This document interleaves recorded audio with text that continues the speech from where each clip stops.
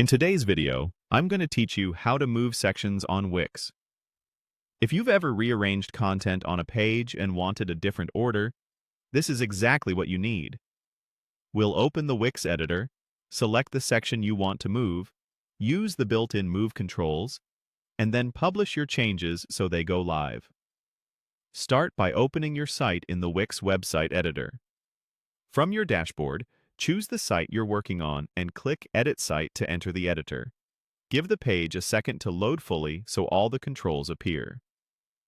Next, click the highlighted area of the section you want to move.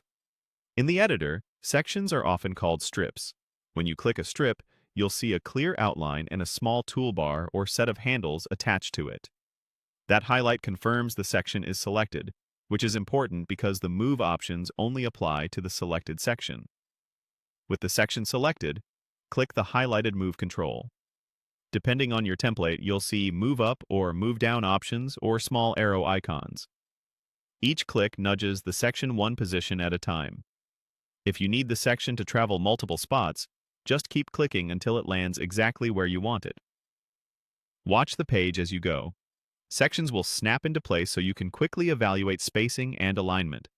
If needed, click the highlighted control again to fine-tune the position.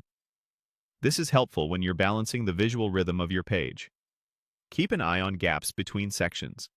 If you notice extra space, select the section and adjust the spacing or stretch options so it blends smoothly with what's above and below.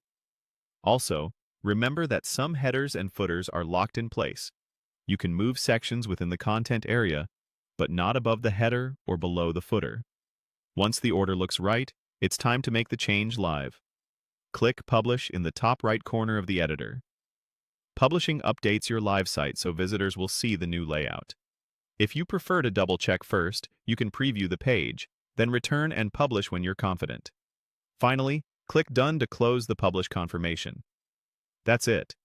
Your sections are now in the new order on your live site.